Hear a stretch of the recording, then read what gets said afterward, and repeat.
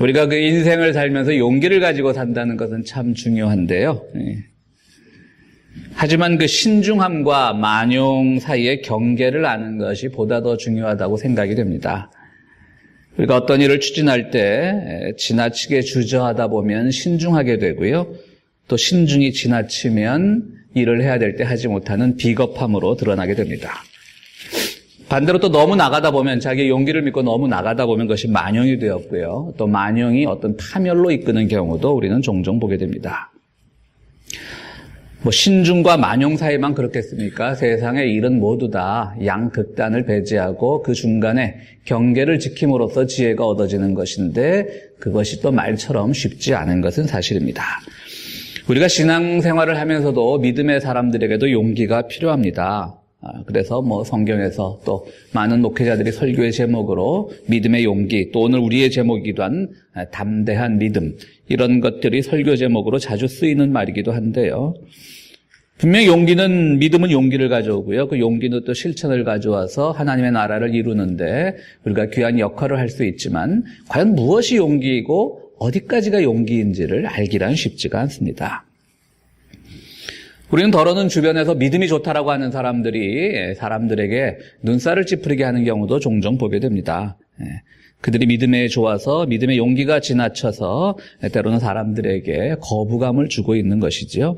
그래서 어떤 사람이 예를 들어서 어떤 일을 추진할 때 조금 신중하게 뭐를 이리저리 계산을 하고 고려하다 보면 옆에서 이런 말 툭툭 던지는 사람이 있습니다. 그 믿음이 없어서 그래.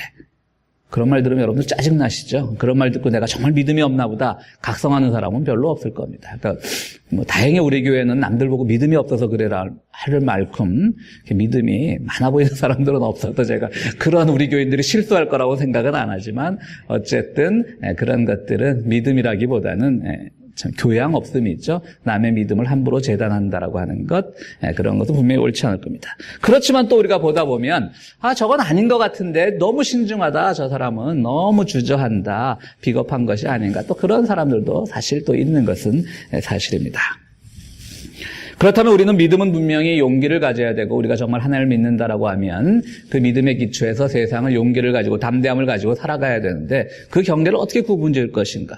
그것이 어떻게 다른 사람들에게 눈살을 찌푸리게 하지 않고 정말 저 사람은 믿음의 용기가 대단한 사람이구나 라고 할 수 있는가? 참 쉽지 않은 질문이고 쉽지 않은 대답인 것 같습니다. 유명한 신학자인 폴 틸리는 그래서 이런 말을 합니다. 결국 믿음이라고 하는 것은 뭐냐? 존재하려는 용기다라고 합니다. 우리말로는 그 존재의 용기, 존재의 용기 이렇게 번역이 되어 있는데 그러니까 그냥 살려고 하는 용기, 존재하려는 용기 이렇게 믿음을 표현하고 있습니다. 그러면서 폴 틸리는 이렇게 얘기합니다. 사람들에게 왜 용기가 필요하느냐? 오늘 현대인들이 많은 종류의 불안을 가지고 살아간다고 하는 것이죠. 처음에 첫 번째 불안은 자기 운명과 죽음에 대한 불안입니다. 언젠가 우리 모두가 죽는데요. 그 죽음에 대한 불안이 있습니다. 제가 어느 사석에서 이런 말을 한번 했습니다. 제가 2년 전에 큰 수술은 아니지만 그 심장에 그 스텐트, 그건 수술이라고도 안 하더라고요. 시술이라고 하는데, 우리 가끔은 이렇게 잠자리에 들 때 조금 컨디션이 안 좋거나 그러면 조금 불안할 때가 있습니다. 내일 아침에 내가 눈을 뜰 수 있나? 그런 말을 어느 사석에서 했더니 저를 굉장히 존경을 하더라고요. 목사가 저렇게 스스로 죽음이 두렵다라고 말하는 그 솔직한 사람은 처음 봤다고 그래서 난 별로 그렇게 용기를 가지고 한 말은 아닌데, 진짜 아침에 눈을 죽음이 안 두려운 건 아니지만 그렇다고 제가 막 이렇게 전전긍긍하면서 사는 사람은 아닌데, 그냥 아침에 갑자기 아무 예고 없이 못 일어나면 가족과의 이별도 두렵고 그런 뜻으로 얘기했는데, 그렇게 막 과대 해석을 해주신 분들도 계시더라고요. 어쨌든 누구나가 정도의 차이는 있겠지만, 자기에게 다가올 운명과 죽음에 대한 불안을 가지고 살아가는 건 사실일 겁니다. 그건 우리가 믿음이 없어서도 아니고요. 하나님 나라를 못 믿어서도 아니고, 천국을 못 믿어서도 아니고, 구원의 확신이 없어서도 아니고, 세상의 것들과 이별한다는 것, 그리고 내 앞에 어떤 운명이 기다리고 있는 것인가를 잘 모를 때 우리는 불안할 수밖에 없는 겁니다. 폴 틸리가 그렇게 말한 겁니다. 이게 첫 번째 현대인이 가지고 있는 불안이다. 두 번째 불안은 허무와 무의미성의 불안이라고 하는 것이죠. 내가 어떤 일을 하고 있는데 이거 사실은 좀 명분을 가져야 돼요. 내가 의미 있는 일을 해야 돼요. 누군가에게 도움이 돼야 되는 일을 하는데 내가 열심히 세상을 살다 보면 뭐 가족을 위해서 산다, 뭐 자녀를 위해 희생한다, 뭐 이렇게 살다 보면 결국은 이것이 의미가 있는가라는 그런 불안감이 오게 된다라고 하는 것이죠. 우리 뭐 한국에서도 일어난 그런 비극적인 사건에서 정말 열심히 살았던 분들이 더 슬픈 게 하루아침에 자녀들을 잃었을 때 내가 무엇 때문에 이렇게 열심히 살았는데 과연 내 인생은 무엇일까? 자, 앞으로는 우리가 어떤 국민적인 분노보다 더 중요한 것은 그 희생자 가족들이 어떻게 상담을 통해서 그들이 슬픔을 이기고 일어설 수 있는가를 우리가 돕는 것도 매우 의미가 있다고 생각을 합니다. 어쨌든 그런 큰 슬픔을 당하지 않아도 모든 사람에게는 인생이 과연 어떤 의미를 가지고 있는지, 우리 인생은 살만한 가치가 있는지, 내가 하고 있는 일은 지금 옳은 일인지 거기에 대한 불안감은 있기 마련입니다. 폴 틸리가 말하는 세 번째 불안은 이런 겁니다. 결국은 우리의 종교적인 불안이죠. 우리는 기독교 신앙인들은 모두가 죄로부터 해방되었다라고 하는 그 개념을 아주 깊이 가지고 살아갑니다. 그런데 이것이 잘 마음이 편하지가 않은 겁니다. 정말 내가 죄로부터 해방이 되었을까? 하나님한테 벌을 받으면 어떡하지? 라고 하는 그런 죄에 대한 정죄의 불안함이 있다라고 하는 것이죠. 그래서 바로 이 구원파 같은 것도 생기는 겁니다. 구원파라고 하는 그런 이단들은 뭐냐면 한 번 구원의 확신이 있으면 이후에 모든 죄책감으로부터 다 해방된다라고 하는 것이죠. 물론 교리적으로는 그렇게 어긋나는 건 아닙니다. 우리가 한 번 구원받으면 모든 죄로부터 구원받았으니까요. 그러나 우리는 끊임없이 자기를 연단하고 또 무엇이 잘못된가를 고민하고 기도하면서 살아가야지 내가 한 번 구원의 체험을 했다라고 해서 세상의 모든 일들로부터 내가 다 자유롭게 된다. 그건 아니라고 하는 것이죠. 바로 그런 불안도 우리가 가지고 살아간다고 하는 겁니다. 폴 틸리 이렇게 얘기하면서 그럼 이런 불안을 극복할 수 있는 용기가 뭐냐? 존재의 용기가 뭐냐? 하나님의 자기 긍정에 참여하라고 얘기를 합니다. 하나님만이 우리의 모든 불안감을 해소할 수 있다고 하는 것이죠. 그래서 모든 용기의 근원이 되시는 하나님으로부터 또 그분의 사랑으로부터 삶의 긍정적인 요소를 발견하려고 하는 거예요. 그러니까 하나님은 심판하는 하나님, 무서운 하나님, 우리에게 무조건 우리의 죄를 지으면 벌을 내리는 하나님, 그런 하나님이 아니라 하나님은 끊임없이 인간을 긍정하신다라고 하는 것이죠. 그 하나님의 긍정을 배워서 그 하나님의 뜻이 무엇인가를 고민하면서 살아가면 우리가 죽음에 대한 공포로부터도 해방될 수 있고 운명의 불안함, 허무주의로부터 극복될 수 있고 죄의 정죄함으로부터도 극복될 수 있다라고 하는 것이 바로 폴 틸리의 주장입니다. 그러면서 우리 모두가 이런 하나님의 자기 긍정을 배워나갈 때 우리 모두가 믿음의 용기를 가지고요. 그 믿음의 용기를 가지고 하는 행위들은 하나님 보시기에 합당한 행동이 된다라고 하는 것이 폴 틸리가 말하는 주장입니다. 그러면 말이야 학자들이 말하니까 쉽지도 않지만 어쨌든 이해할 듯 하면서도 또 모를 듯 하기도 하고요. 하나님의 자기 긍정이란 무엇일까? 또 우리가 하나님의 자기 긍정에 참여한다는 것은 무엇일까를 생각해 보면요. 오늘 본문 이 요한일서 5장 13절부터 잘 나와 있는 것 같습니다. 요한일서 기자는 우리들에게 이런 말을 합니다. 하나님 우리에게 영원한 생명을 주셨습니다. 우리 죽음에 대한 공포, 폴 틸리가 말한 첫 번째 불안에부터 이 공포에 대한 대답을 준 거겠죠. 영원한 생명을 주셨습니다. 그리고 여러분들이 무엇이든지 주님의 뜻대로 구하면 다 들어주십니다. 기도 응답에 대한 걸 주셔요. 어떻게 보면 이건 두 번째 허무라고 하는 것에 대한 대답이 될 수도 있습니다. 우리의 인간의 노력이 헛된 것은 아닐까? 우리가 하고 있는 일은 바른 일일까? 그릇된 것은 아닐까라고 하는 모든 허무적인 고민들에 대해서 그러지 마라. 하나님은 당신들이 원하는 것, 당신들이 청하는 것은 다 들어주신다라고 하는 엄청난 자신감을 지금 우리에게 불어주고 계신 거예요. 그리고 죄라는 것, 세 번째 죄라는 것도 너무 두려워하지 말아라. 죄라는 것도 따지고 보면 모든 죄가 다 죽음에 이르게 하는 죄가 아니라 그렇지 않은 죄도 있다. 그러니까 세 번째 폴 틸리가 말한 그런 죄의 정죄함으로부터 용서받는다라고 하는 불안을 떨쳐버릴 수도 있다라고 하는 그런 해답을 주는 겁니다. 그렇습니다. 우리는 죄라고 하는 것이 기독교인들은 너무나 익숙한 용어가 아닙니까? 익숙하면서도 우리를 시험에 빠뜨린 용어인 거죠. 그런데 그 죄에도 종류가 있다라고 말을 하는 거예요. 죽음에 이르게 하는 죄가 있지만 그렇지 않은 죄도 있다라고 하는 것이죠. 이렇게 하기는 뭐냐면요. 때로는 우리가 세상을 살아가면서 어떤 일을 하게 될 때 실수도 할 수 있고 오류도 범할 수 있다는 얘기예요.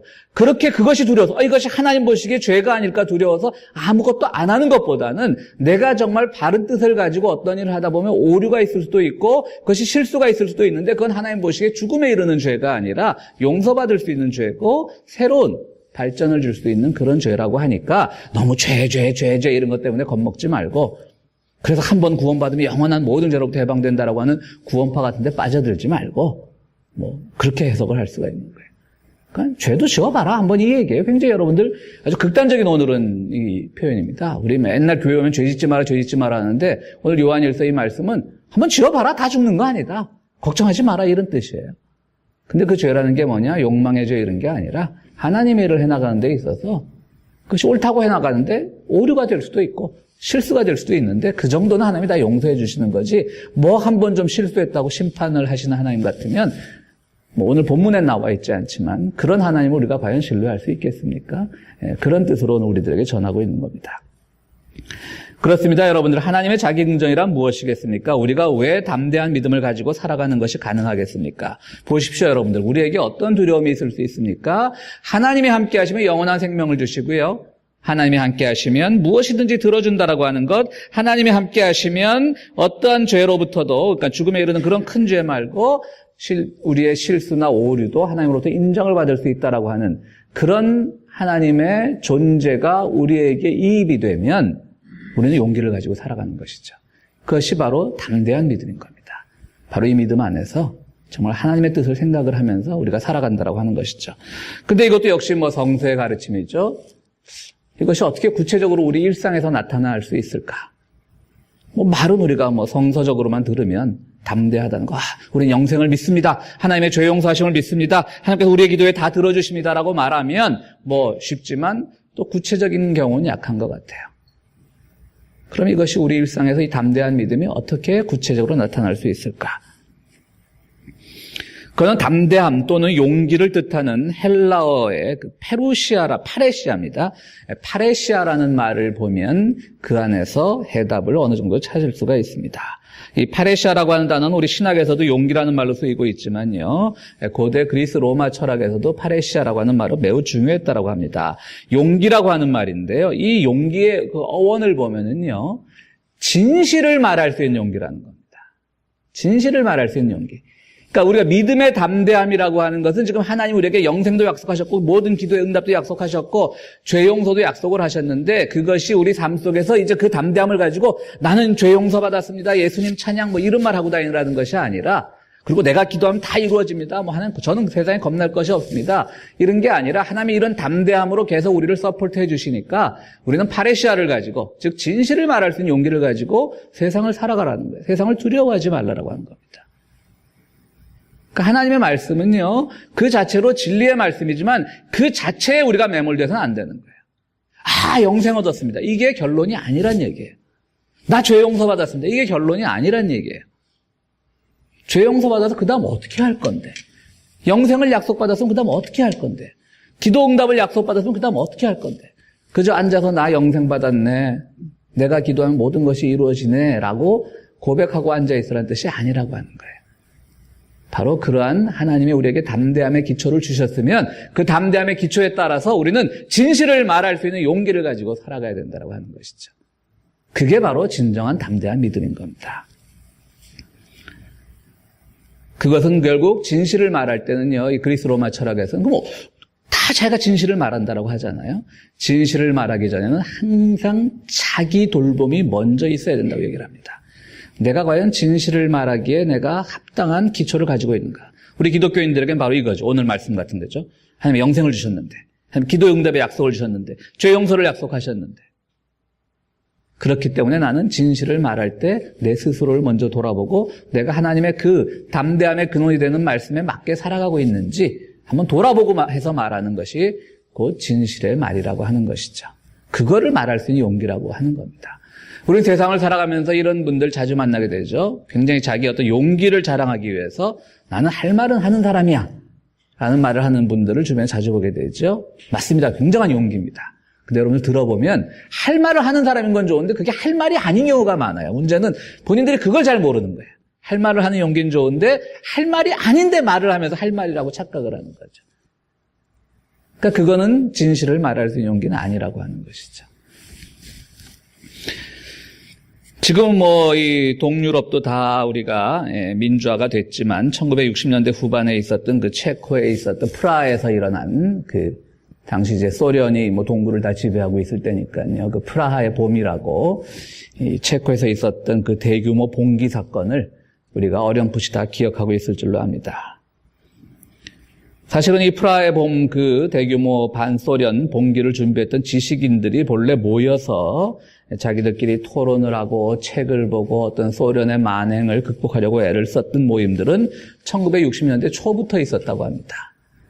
이제 소련이 뭐 비밀 경찰이나 이런 게 얼마나 발전해 있어요. 그러니까 뭐 숨어서 하는 거예요. 지하에서 숨어서 막 얘기를 하는데 어느 날 이 지식인 중에 한 명이 이런 얘기를 했습니다. 지금 우리가 뭘 하고 있는 거지? 무슨 말인가 하면 이 소련이 무서워서 분명히 모여서 이 시대의 잘못된 것을 비판하고 소련의 그런 제국주의적 본성을 비판하고 책을 보고 토론을 하고 이런 건 좋은데 걸릴까봐 숨어서 하니까 그게 파급 효과가 없는 거예요. 그냥 자기들끼리 분노하고 자기들끼리 지하실에서 쉬쉬 한 명 밖에 누구 망을 보게 해놓고 자기들끼리 하는 것에 지나지 않아요. 그때 누군가 이렇게 얘기를 했답니다. 그분들 중에 하나가 말을 합시다. 지금 우리끼리 이러면 아무런 의미가 없습니다. 이제 우리가 잡혀가든 말든 용기 있게 지금 뭔가 이러한 체제는 잘못됐습니다라고 말을 합시다. 라고 말을 하면서부터 그때부터 지식인들이 교수들은 그 서슬퍼런 소련 치하의 체코에서 대학에서 말을 하고 언론인들은 글을 쓰고 종교인들은 설교를 통해서 말을 하니까 시민들이 각성이 되고 결국은 프라하의 봄이 왔다라고 하는 것이죠. 물론 우리는 역사 속에서 그것이 실패로 돌아갔던 그런 아픈 기억은 있지만 어쨌든 오늘날 그런 것들이 다 기초가 되어서 동구도 다 민주화가 되지 않았습니까? 마찬가지입니다. 진실은 하나님의 담대한 믿음은 우리가 말을 할 때 하는 것인데요. 그것은 어떤 말을 하느냐라고 하는 것이죠. 하나님께서 바라시는 말을 하는 겁니다. 하나님의 뜻을 살핀다라고 하는 겁니다. 오늘 우리는 한국의 여러 가지 불행한 비극적인 상황에서 물론 언론들이 어디 뭐 속된 말로 건수가 없나 이렇게 그냥 촉각을 곤두세웠기 때문에 그렇기도 하지만 어쨌든 이럴 때일수록 말을 조심해야 되는데 소위 말하는 사회 지도층에 있는 분들, 소위 말하는 대형교회 목사님들 이런 분들이 자꾸 말을 실수를 합니다. 그러면서 백성들의 분노를 더 자극하고 있습니다. 물론 언론이라고 하는 것이 그 속성상 진위가 왜곡될 수도 있고 본래 말한 의도보다 더 과장돼서 전달될 수도 있지만 그러나 저는 그런 것들을 보면서 그런 것들을 충분히 감안한다고 하더라도 그분들의 삶의 본래적인 모습을 보면 저런 말을 하고도 충분히 남는 사람이란 그런 생각을 하게 됩니다. 그런 분들은 엄청나게 큰 교회를 가지고 있고 엄청나게 영향력을 가지고 있으면서 누구보다도 믿음이 좋은 사람들인 것처럼 그래서 믿는 구석이 막 하나님을 믿는 것처럼 용기 있게 말을 하지만 그것은 해서는 안 될 말인 겁니다. 여러분들 한국 사회를 한번 보십시오. 많은 소위 말해서 우리 뭐 교회 권력에서도 대형교회라고 하는 목사님들 정말 누가 보면 평신도들도 그렇게 생각하는 사람들이 많더라고요. 대형교회를 해야만 축복받은 목사고 저 같은 사람은 거의 뭐 저주받은 목사나 다름없는 그런 인식을 가진 분들이 의외로 많더라고요. 제가 여기 한국계 신학교회 강의를 나가는데 어느 날 학생들이 뭐 기도회를 만들었다고 뭐 교수님 기도 제목 없으세요? 그래서 뭐 글적글적하면서 별로 없는데 그랬더니 교수님은 뭐 대형교회 목사 해보고 싶은 생각도 없으세요? 그러더라고요. 난 전혀 없는데요. 그랬더니 저를 이상하듯이 그렇게 보더라고요. 그래서 그냥 하도 학생들이 기도회를 조직했다 그래서 또 무시하면 안 될 것 같아서 그냥 기도 부탁을 했습니다. 난 대형교회는 필요 없고 그냥 한 100명만 교인 됐으면 좋겠다. 라고 했더니 저를 굉장히 불쌍하게 보더라고요. 어떻게 저렇게 용기도 없고 욕심도 없는지. 그렇습니다. 그런데 그런 분들 보면 정말 믿음이 좋은 분들 같습니까? 저는 그렇게 보이지 않습니다. 그분들이 하나님을 믿는다라고 하면서 오히려 그분들은 자기들의 그 교회 큰 것을 통해서 오히려 세속적인 권력층들과 더 가깝게 지내려고 하고 권력층을 위해서 기도를 합니다. 그거는 하나님이 주신 담대한 믿음이 아닌 겁니다. 하나님이 주신 담대한 믿음은 무형의 것으로부터 담대함을 얻는 건데 이분들은 세상에 있는 유형, 보이는 가시적인 그런 권력으로부터 내가 이만한 교회이기 때문에 이만한 권력자들과 항상 내가 교류하고 그들을 위해서 내가 조찬 기도회를 열어주고 그렇기 때문에 나에겐 힘이 있고 이러면서 자기들 과시를 하는데 저는 앞만 봐도 그분들이 하나님을 제대로 믿는 것 같지는 않아요. 우리 오랫동안 복역하고 지금은 수필가로 또 그분만의 특별한 필체로 유명한 그 신영복 선생이 이런 말을 했습니다. 하방연대라는 말을 했습니다. 그러니까 누군가와 우리가 함께 힘을 합치는 것은 위에 사람들과 힘을 합치는 것이 아니라 밑으로 가면서 연대한다는, 솔리데리티 한다는 그런 하방연대란 말을 우리에게 가르쳐주고요. 불가에서도 이런 말을 합니다. 상구보리 하와 중생이라고 위로는 보리, 깨달음을 추구해야 되지만 아래로는 항상 중생들과 함께 할 수 있는 것들. 즉 우리가 진리를 용기 있게 말한다라고 하는 것은 하나님에 대해서는 우리는 늘 진리만 추구하고 깨달음을 구하는 말을 해야 되지만 용기 있게 말을 한다는 것은 어떤 권력을 위해서 용기 있게 그러니까 이 권력자들에게 잘 보이기 위해서 말을 하는 것이 아니라 세상의 큰 권세에 대해서 잘 보이기 위해서 말을 하는 것이 아니라 내가 설사 손해를 보더라도 밑에 있는 우리의 이웃들과 서민들과 그들을 위해서 어떤 아픔을 나눌 수 있는가를 말을 해야 되는 거예요. 근데 이번에 말 실수하는 분들은 대부분 그분들의 진의가 무엇이든 간에 그 말이 나타온 결과는 슬퍼하는 사람들, 우는 사람들, 가난한 사람들, 없는 사람들을 폄하하고 어떻게 해서든지 지금 이 위기의 전국을 타개해 나가려고 애쓰는 그런 노심초사하는 그런 권력자들을 향한 그들에게 잘 보이려는 말이거든요. 이거는 담대한 믿음이 아니에요. 설사 욕을 먹더라도 설사 그것이 옳지 않을 수 있다 치더라도 항상 슬픔을 당한 사람들에게, 가난한 사람들에게 항상 옳은 것은 아니에요. 그들도 틀릴 수 있어요. 그러나 그것 때문에 내가 피해를 입는다 할지라도 그들과 함께 할 수 있는 말을 할 수 있는 것. 그게 진정한 담대한 믿음이에요. 그래서 그것이 진실을 말할 수 있는 용기 중에 하나인 겁니다. 담대한 믿음은 물질에도 예속되지 않습니다. 하나님이 영생을 주셨는데 그깟 세상을 살아갈 때 우리에게 조금 우리의 삶을 편안하게 하는 그 물질이 무슨 의미가 있겠습니까? 물질에 관심을 갖지 않습니다. 그런데 우리가 하나님께서 구하시는 기도를, 뜻을 구하는 기도를 해야만 응답해 준다라고 하는데 사실 우리의 기도의 대부분은 물질에 대한 기도가 대부분입니다. 여러분 아브라함과 그의 조카 롯과의 관계를 보십시오. 아브라함과 롯이 전부 재산이 많아지니까 땅을 가르기로 합니다. 아브라함이 어른이고 그 지역을 개발할 때 아브라함이 훨씬 더 많은 공을 세웠던 그런 사람입니다. 근데 롯에게 얘기를 합니다. 높은 산에 데리고 올라가서 네가 먼저 땅을 택해라, 조카에게. 네가 동편을 택하면 내가 서편을 택할 것이고 네가 서편을 택하면 내가 동편을 택할 것이고. 이게 담대한 믿음이에요. 사람의 눈이 있는데 어느 땅이 비옥한지를 왜 아브라함은 몰랐겠습니까? 그러나 그는 물질에 예속되는 걸 원치 않았기 때문에 롯에게 이렇게 얘기를 하는 거예요. 먼저 가죠. 비옥한 땅을 먼저 가죠. 나는 네가 택한 그 나머지 땅을 내가 택할 테니까. 그러니까 롯이 택하잖아요. 보니까 막 비옥한 땅이 택했어요. 그 땅이 뭐가 되죠? 나중에 너무 비옥하니까 먹고 살기 충만해지니까 뭐가 돼요? 그 유명한 소돔과 고모라 땅입니다. 아브라함은 물질에 예속되지 않았어요. 담대한 믿음이란 바로 이거예요.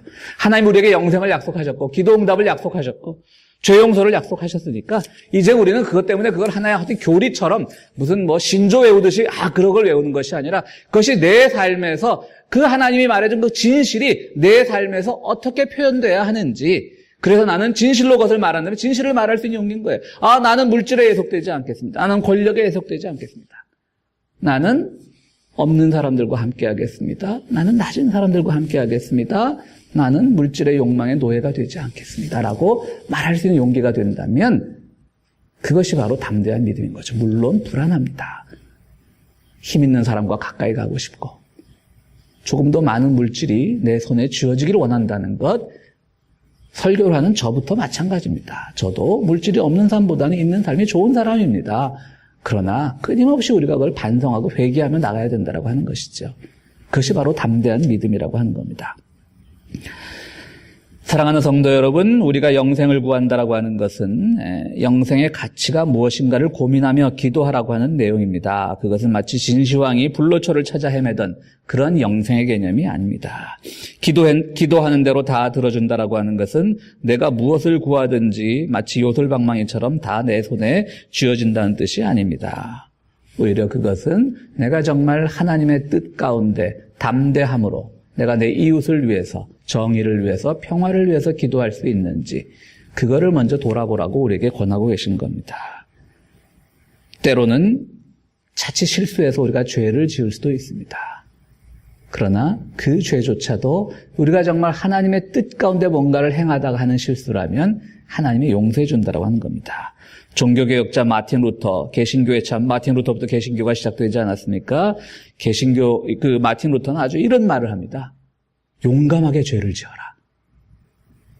아주 독특한 말 아닙니까? 우리 다 마틴 루터의 후예들인데 개신교인들은 용감하게 죄를 지어라. 그럼 막 죄를 지으란 말이 아닐 겁니다.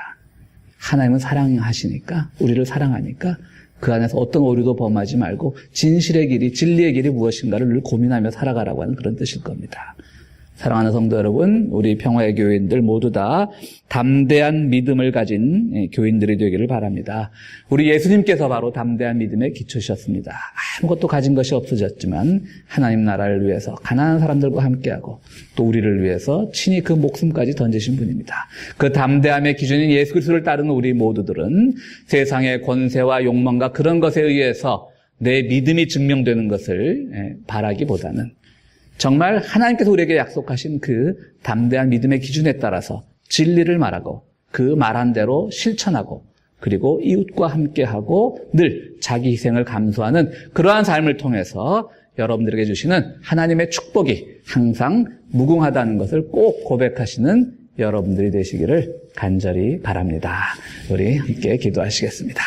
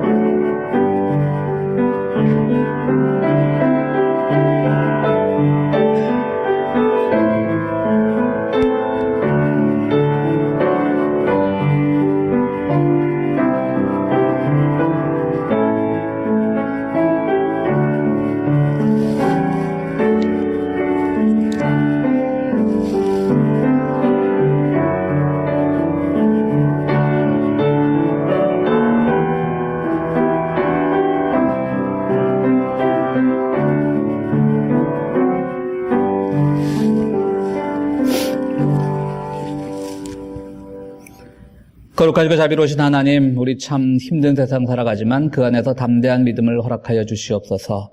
담대한 믿음이라고 하는 것은 우리의 맹신도 아니고, 담대한 믿음이라고 하는 것은 누구보다 목표를 향하여 멀리 앞서가려는, 남들을 뒤처지게 하는 그런 믿음도 아니고, 이웃과 함께하면서 그들의 아픔과 함께하면서 하나님의 사랑과 하나님의 진리가 무엇인가를 깨우쳐 나가는 믿음인 줄을 우리가 깨닫기를 원합니다. 그 믿음 위에 섰을 때 우리는 때로는 부족하지만, 때로는 나약하지만, 때로는 남들을 위해서 우리가 희생을 감수해야 하지만 그것 자체가 큰 축복이요 구원의 약속임을 믿는 담대한 믿음의 소유자가 될 수 있도록 우리 모두를 축복하여 주시옵소서.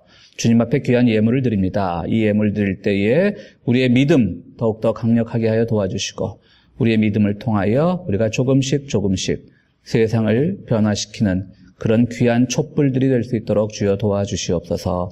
예수 그리스도 이름으로 기도하옵나이다. 아멘.